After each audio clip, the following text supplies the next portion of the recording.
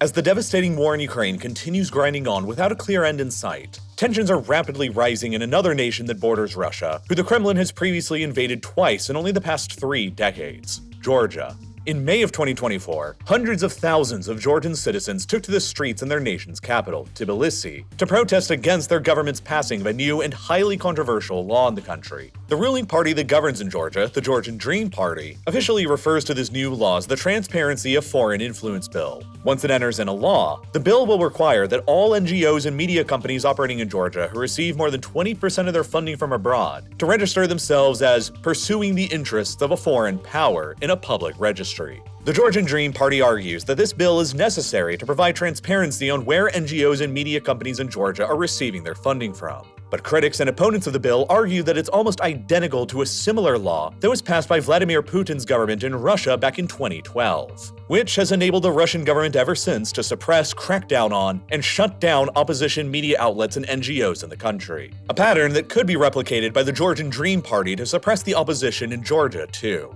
For this reason, opponents of the Foreign Influence Bill have labeled it as the Russian law, but it's not the only reason why they've been calling it that. Because the bill's passing likely also carries with it tremendous geopolitical benefits for the Kremlin, too. Because it'll probably prevent Georgia from becoming accepted into the European Union and NATO as well. Both the EU and NATO have repeatedly stressed that Georgia's passing of the new Foreign Influence Bill will make them incompatible with their values, and that it will jeopardize Georgia's membership prospects as a result. For decades, most Georgians have long aspired to become a member of both blocs of nations, with current polling showing that almost 80% of the Georgian population desires their country to join the European Union, and another poll showing that roughly 87% of Georgians see the ongoing war in Ukraine as a shared cause, having themselves been invaded by Russia twice in the past 3 decades that resulted in 20% of their own internationally recognized territory falling under Russian military occupation. It was only a few months ago in December of 2023 when Georgia was finally offered its long-awaited and much-coveted candidacy status by the European Union, which, if one day approved into a fully fledged member state, would establish a disconnected chunk of the European Union across the Black Sea over in Western Asia, wedged in between Russia and Turkey, which would also make Georgia the 5th EU member state to share a direct border with Russia, after Poland, Lithuania, Latvia, Estonia, and Finland. But it was only 4 months after Georgia received its EU candidacy status that the ruling Georgia Dream Party decided to reintroduce their controversial foreign influence law again. You see, the party had originally introduced the bill back in February of 2023, but after fierce protests erupted in the capital city against it, the bill was quickly withdrawn. This time, with the bill back in 2024, however, the Georgian government's response to the protesters has been significantly more heavy-handed than they ever were before, involving water cannons, tear gas, and even rubber bullets, as the Georgian Dream Party has made it explicitly clear that they are determined to pass the new law through regardless of how unpopular it might be, and regardless of how much it jeopardizes their ability to actually join the EU and NATO. There is therefore a major concern growing that the Georgian government is actively drifting the country back into the orbit of Russia again, a concern that hasn't been helped by many other of the government's actions recently, such as their arrest and imprisonment of the former pro-Western Georgian president and Ukrainian citizen Mikhail Saakashvili since 2021, the refusal to participate in any sanctions on Russia since the invasion of Ukraine, the resumption of direct air travel with Russia since 2023, and their dramatically increased trade volume with Russia since the invasion of Ukraine started, with Georgian exports to Russia rising by nearly 7% in 2022, and Georgian imports from Russia skyrocketing by 79% over the same time period. This has led the Ukrainian government to frequently criticize the Georgian government of assisting the Russians in evading sanctions, and tensions between them have gotten so high recently that Kyiv recalled their ambassador to Tbilisi in June of 2022. And then, shortly after Georgia resumed the direct flights with Russia in 2023, Kyiv even expelled the Georgian ambassador from their country, and announced sanctions on Georgian airways as a consequence. And then, later in September of 2023, the Speaker of the Georgian parliament even asserted that Ukraine was plotting a coup in Georgia to overthrow the Georgian Dream Party and push the country into the war with Russia. Since then, the Georgian government has repeatedly accused both the United States and Ukraine of attempting to push Georgia into joining the war against Russia, to reclaim their occupied territories and to open up a second front for the Kremlin to have to deal with. And they've even gone so far as to openly accuse the US of plotting a coup in the country and fomenting the current high levels of unrest going on against them. And all of this is increasingly coming to the delight of Russia, who has openly praised the ruling Georgian Dream Party and its new foreign influence bill, while they still occupy 20% of Georgia's internationally recognized territory. Russia has also long maintained its own policy of keeping Georgia out of the EU and NATO as much as possible. Just like they've done in Ukraine, because like Ukraine, Georgia occupies an extremely important piece on the board of global geopolitics, especially from the perspective of Moscow. It is a space that both the West and Russia want to control and keep within their own respective camps for a plethora of important reasons. And in order to understand why, it helps to begin with sheer geography.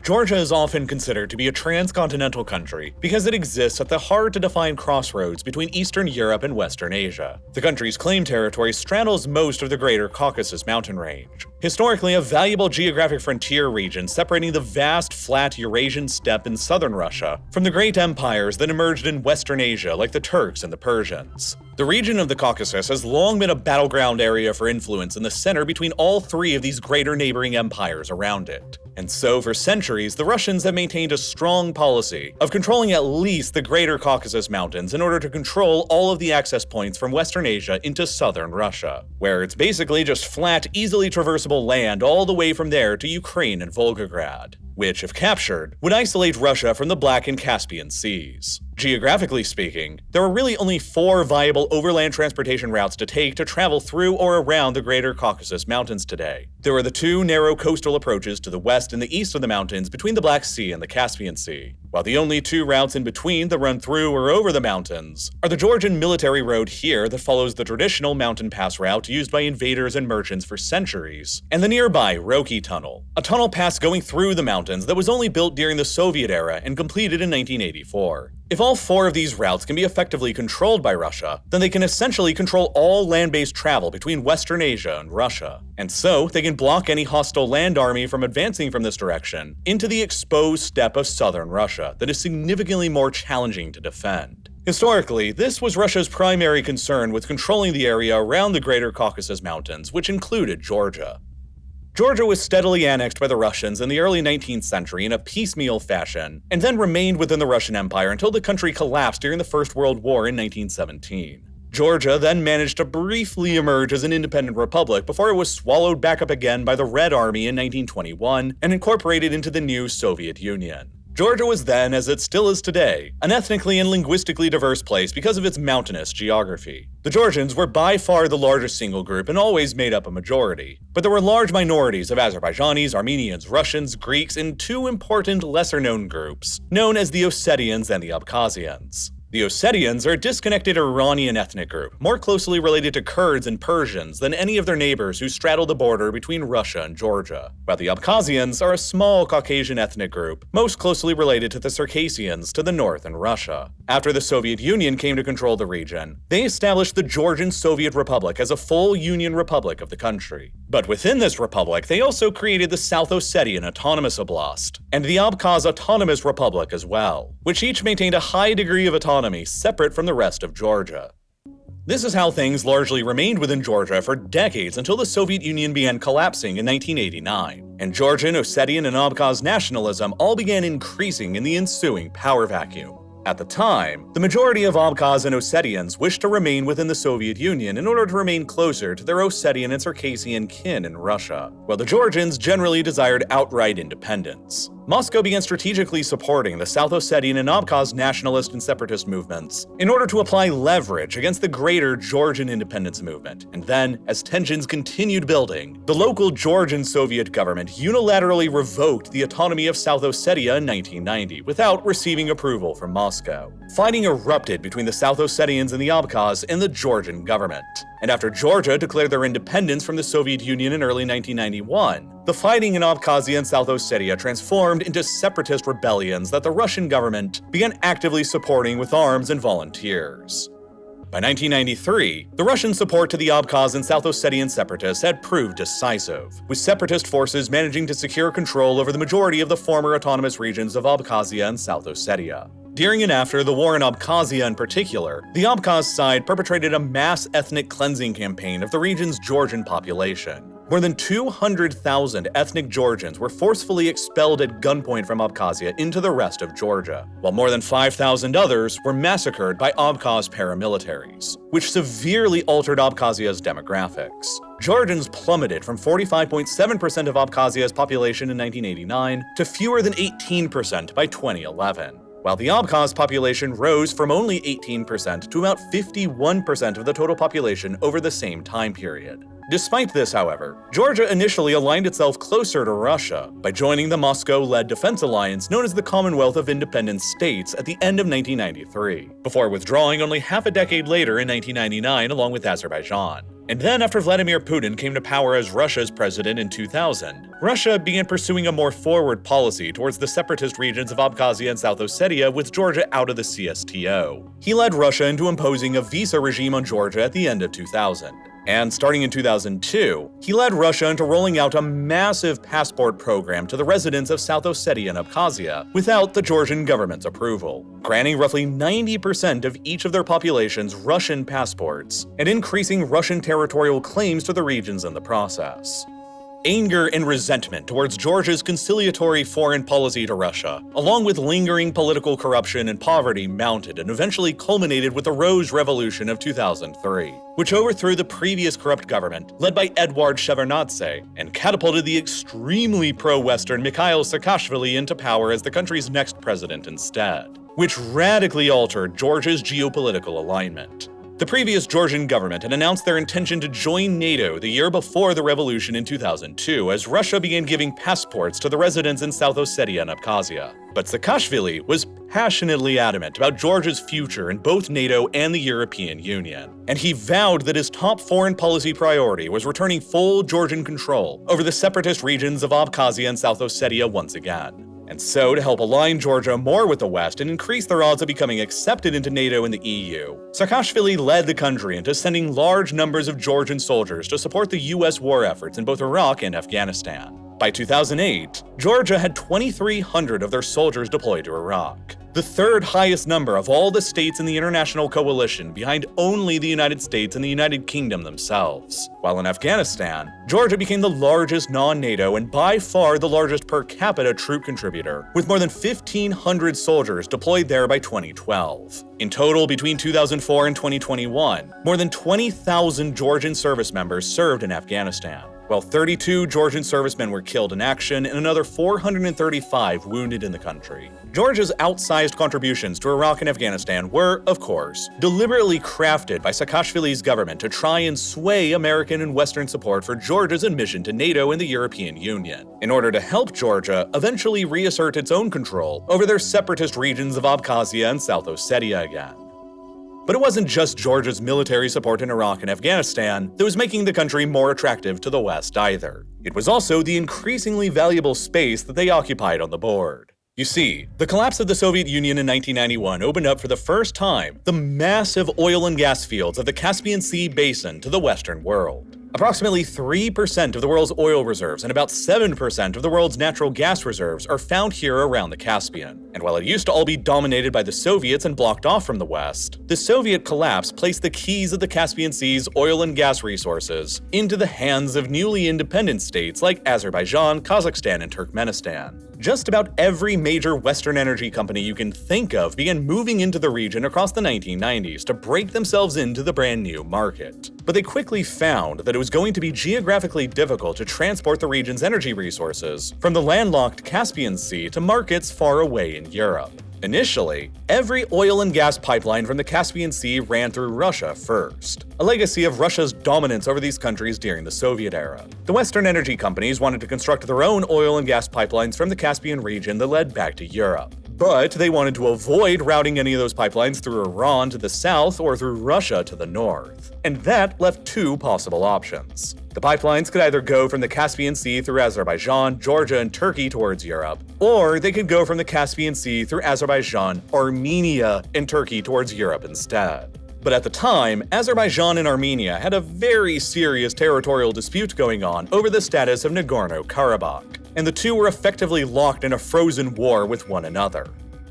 Azerbaijan refused to consider allowing this new export route to travel through their arch geopolitical rival, And so, to avoid Armenia, the Western energy companies, along with Azerbaijan and Turkey, decided to route their new Caspian oil export pipeline north through Georgia instead. Completed in 2005, the new Baku-Tbilisi-Ceyhan oil pipeline enabled Azerbaijan to export their oil supplies through Georgia and Turkey towards the Turkish port of Ceyhan, where oil tankers carry the oil the rest of the way across the Mediterranean to markets all across Europe. The new route enabled Europe to lessen their dependence on oil imports coming in from the Middle East and Russia, and that gave Georgia's location controlling the center of the route a newfound strategic value to the Europeans. And then, everything began finally coming to a head in 2008. In February of that year, Kosovo unilaterally declared its independence from Serbia after being fully controlled by separatist forces for nearly the past decade. Kosovo's independence was almost immediately recognized by virtually every single Western country within a matter of months. And then, seizing on the precedent they believed it set, Abkhazia and South Ossetia each submitted a formal request to Russia to officially recognize their own independence from Georgia. And then, the month after that, in April of 2008, came the NATO summit in Bucharest, during which NATO's leaders publicly made promises that Georgia would one day soon be officially offered an invitation to join the alliance. But this prospect of Georgia entering into NATO horrified the Russians and was interpreted by Moscow as a firm red line that shouldn't be crossed. If Georgia flipped from being within Russia's CSTO military alliance to NATO, then Georgia would likely be supported by NATO into helping the Saakashvili government regain control over all of the separatist-controlled parts of Abkhazia and South Ossetia, which would then place NATO forces largely in control over 3 of the 4 primary entrances into the steppes of southern Russia. When factoring in Turkey, NATO's border with Russia would be extended continuously all the way to the Greater Caucasus Mountains themselves, while the eastern rim of the Black Sea would be extended under NATO maritime control to position NATO maritime and air assets precipitously close by to the Russian port of Novorossiysk, which is the second most significant naval base for the Russian Black Sea Fleet after Sevastopol and Crimea, and even more importantly, it's also the most significant oil port on the Black Sea coast that sees about 2 million barrels of oil per day flowing through it as pipelines from Kazakhstan and Russia transport their oil to be loaded up onto tankers in the Novorossiysk harbor. And on top of all of that, Georgia's entrance into NATO would permanently drive a wedge between Russia and Armenia, another member of the Moscow-led CSTO military alliance that would become hugely isolated from the rest of the alliance, which would then likely enable their rivals, Azerbaijan and Turkey, to begin steadily picking the country's territory apart without a clear geographic way for their ally Russia to actually intervene to stop them. Georgia's entrance into NATO would also solidify the West's control over the Azerbaijani oil pipeline route to Ceyhan, which would serve to continue Europe's ability to lessen their economic reliance on Russian oil and energy resources in the long term. And while Russia knew that NATO was not plotting an imminent invasion of southern Russia after adding Georgia to the alliance, most states that operate in the international system, including Russia, are more concerned about capability than intent. Intent to invade can evolve with time. After all, there were few in Russia who perceived Germany to be a major existential threat in 1930. But it only took 11 years from then for Germany to launch an all-out genocidal war of conquest into Russia anyway. And while intent can evolve with time, geographic capability to attack remains constant. Georgia's admission into NATO and their subsequent subjugation of Abkhazia and South Ossetia would place NATO forces immediately opposite of the Greater Caucasus Mountains, with 3 of the primary entrances into flat southern Russia largely under their control. A highly sensitive part of the country was Russia's own most serious active separatist movements in Chechnya and Dagestan, where there were still major active armed insurgencies going on at the time. Russia was fearful that NATO could then utilize its new position in Georgia to inflame or even support the separatist movements in Chechnya and Dagestan, and undermine Russia even further, especially after they witnessed NATO attack Serbia in 1999 and prop up the separatist movement in Kosovo afterwards. If NATO did something similar to support the separatist movements in Chechnya and Dagestan in gaining independence, and then they allow NATO troops into their territories as peacekeepers, just like Kosovo did after 1999, then NATO forces would gain a direct foothold on the Eurasian steppe itself on the northern side of the Greater Caucasus Mountains, with a clear shot for tanks to advance across the flat terrain towards Astrakhan and Volgograd, 2 of Russia's most strategically important cities because they control the Volga River and Russia's access to the oil and gas fields of the Caspian Sea. In the 20th century, when Volgograd was better known as Stalingrad, the city's strategic importance was considered so great that the Soviets paid as many as 2 million lives to push the German invaders away from it. And for all of these myriad reasons, Putin's Russia calculated that NATO's promises of Georgia's membership in the alliance at the Bucharest summit in April of 2008 were simply unacceptable, and they began preparing for war. A few months later, in August of 2008, fighting broke out between South Ossetian separatist forces and the Georgian army, and Russia seized on the opportunity it presented by launching a full-scale land, sea, and air invasion of Georgia in the name of supposedly protecting the South Ossetians from a genocide that they falsely alleged the Georgians were carrying out in the territory. Russia claimed that their 2008 invasion of Georgia was a peacekeeping operation the same way that NATO asserted that their 1999 bombing of Serbia and intervention in Kosovo was. Hundreds of soldiers were killed, around 200,000 people were forcibly displaced, including tens of thousands of Georgians who were ethnically cleansed and pushed out of South Ossetia and Abkhazia. South Ossetia and Abkhazia's independences were each officially recognized by Russia, and both effectively came fully under Russian military occupation, with the establishment of multiple Russian military bases in each of them.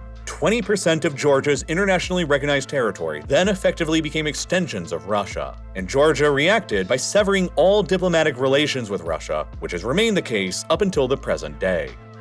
Russia's victory in the war proved to be a strategic boon for the Kremlin's geographic positioning around the Greater Caucasus Mountains. Their capture of Abkhazia extended Russia's control of the Black Sea coast, established a buffer away from their critical port of Novorossiysk, and secured firm Russian control over the western coastal entrance from Western Asia into southern Russia, while their capture of South Ossetia solidified Russia's control over the entire extent of the Roki Tunnel passing through the mountains and set the Russians up on a strategic high ground area only 2 kilometers away from the Georgian military road pass, which could enable Russian forces to easily sever the road in the event of a crisis and effectively shut down all possible overland travel routes from Western Asia to southern Russia. It also placed Russian forces within very close striking distance of the Baku-Tbilisi-Ceyhan oil pipeline that almost runs right up against South Ossetian territory, meaning that if they wanted to in the event of a crisis, it would be very easy for Russia to sever the pipeline and eliminate what is today a vital oil and gas artery for Europe. Further still, South Ossetia's control enables Russian tanks and artillery to position themselves fewer than 50 kilometers or only about 30 miles away from the Georgian capital of Tbilisi. A gun permanently pointed to Georgia's head to not continue advancing its relations with the West again or else. After the disaster of the 2008 war, Mikhail Saakashvili lost the next Georgian presidential election to the reclusive billionaire Bidzina Ivanishvili and his newly founded Georgian Dream Party. Georgian Dream has remained in power in Georgia ever since, and while Ivanishvili only served as the country's official leader for a single year from 2012 to 2013, he has been widely believed to have maintained his power over the party and the leaders they've appointed to govern in Georgia behind closed doors ever since. Ivanishvili was born into poverty in Soviet Georgia, but he relocated to Moscow in the 1980s, and managed to emerge as a newly minted oligarch in the mining and banking industries during the gangster-ridden chaos of Russia in the 1990s, before eventually returning back to his native Georgia again. Today, Ivanishvili is by far the wealthiest man alive in Georgia, with an estimated net worth of approximately $6 billion,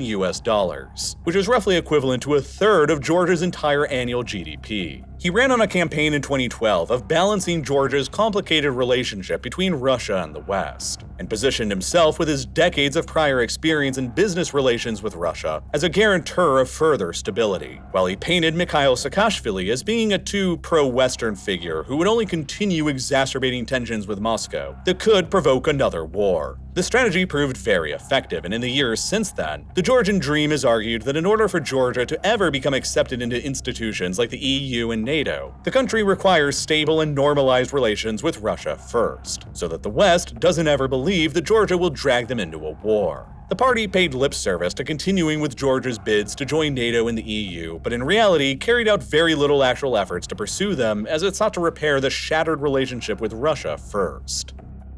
Meanwhile, Georgia's geopolitical position to the West has grown increasingly more important since the Georgian Dream took over. Between 2008 and 2020, approximately $45 billion was invested into developing a series of natural gas pipelines connecting the massive gas fields of Azerbaijan with Europe. that has become known as the Southern Gas Corridor. And just like the previous Baku-Tbilisi-Ceyhan oil pipeline that came before it, the Southern Gas Corridor routes through Georgia instead of Armenia, due to Azerbaijan's opposition of having it routed through their arch-rival Armenia. Azerbaijan's direct natural gas exports to Europe through the Southern Gas Corridor began only in 2020. And then the route became even more critically important in 2022 after the Russians invaded Ukraine. And Europe decided to rapidly shift their previously high imports of Russian oil and gas to alternative providers instead. Azerbaijan, with its massive gas fields in the Caspian Sea and the existing infrastructure and relationships already in place, was one of the most logical alternatives for the Europeans to court for additional supplies. And as a result, Azerbaijan pledged to double their pre-invasion gas exports to Europe through the Southern Gas Corridor by 2027, by which point, if all else remains equal, Azerbaijan will be providing the European Union with as much as 6 to 7% of their entire natural gas consumption through the pipeline that runs through Georgia, which dramatically increases Georgia's strategic significance to the west.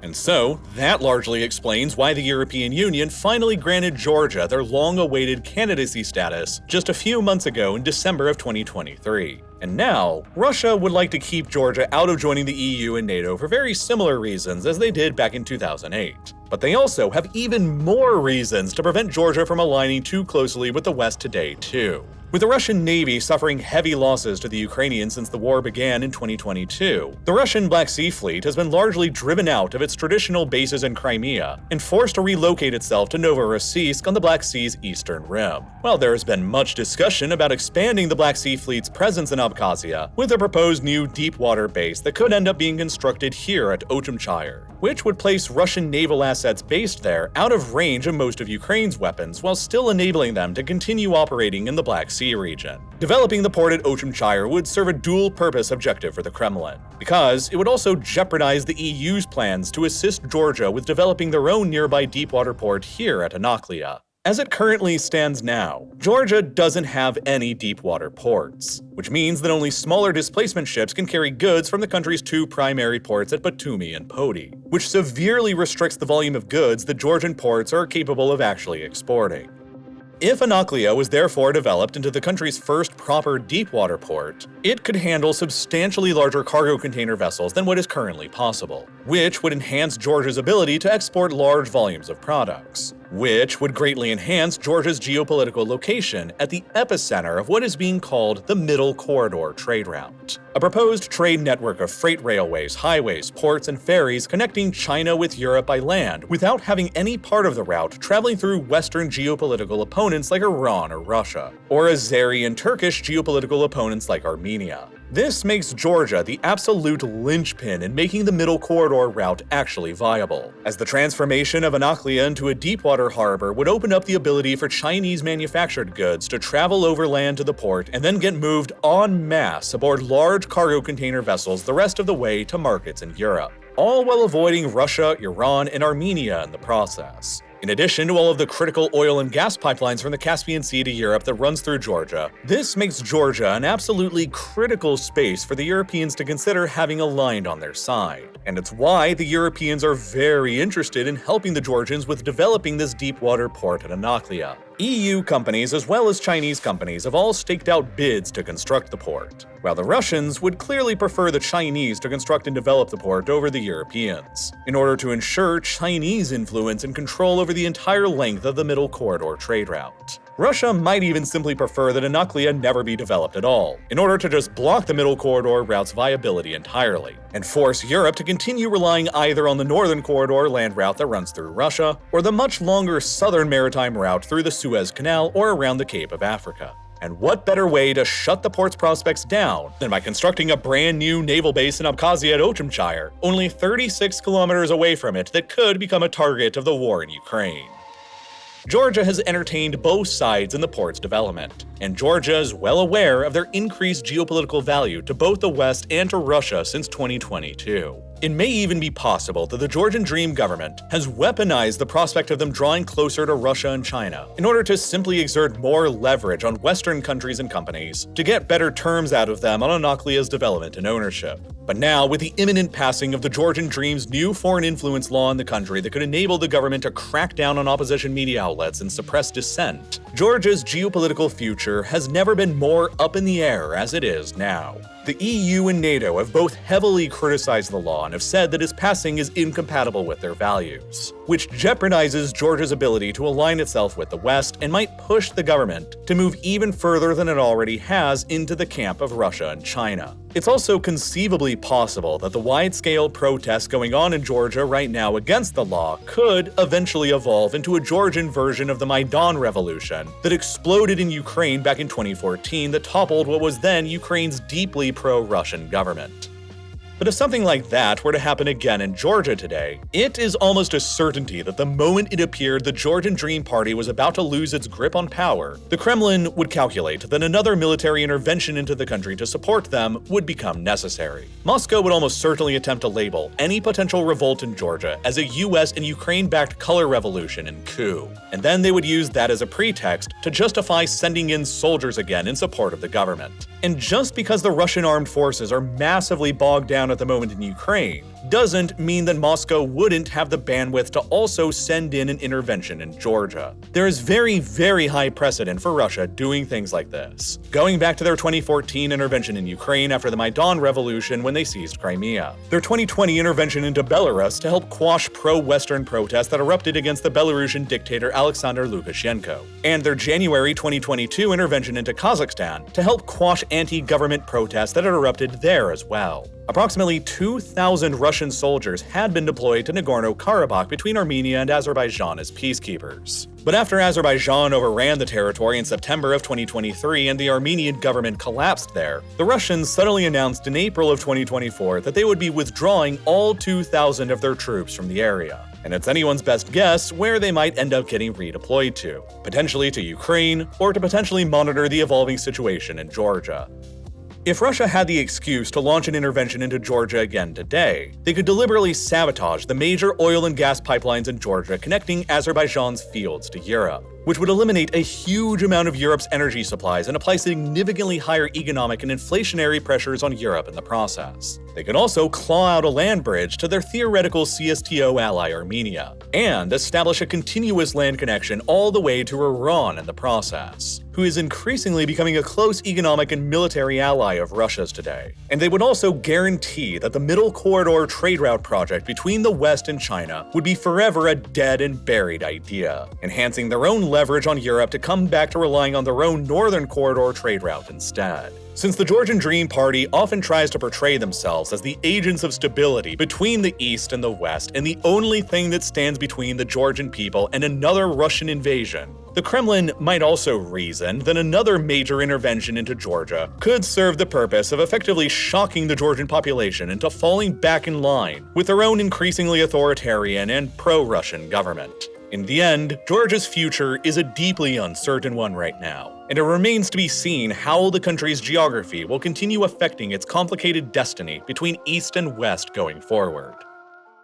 Now, there's a lot of data that goes into producing these kinds of videos, whether it's showing the percentages of Georgians who wish to join the European Union, why Russia is so concerned about controlling the Greater Caucasus Mountains range, how much of the world's oil and gas reserves can be found around the Caspian Sea, and how the Europeans and Western energy companies chose to route their pipelines from the area. The ability to visualize raw data like this on the map is exactly what makes learning so fascinating to me, and it's why the Exploring Data Visually course is one of my favorite courses that I've ever taken with this video's sponsor, Brilliant.org. Brilliant.org is a STEM learning platform that helps you learn by actually doing. They don't just give you a mountain of text and then expect you to remember everything you read. They use interactive exercises to teach you the intuitive principles. Then build these principles upon each other so that you can genuinely understand complex subjects like data visualization and analysis, statistics, computer science, astrophysics, and tons of others. They really know how to teach for results, which is why Brilliant.org is perfect for the kind of person who wants to learn because they love learning,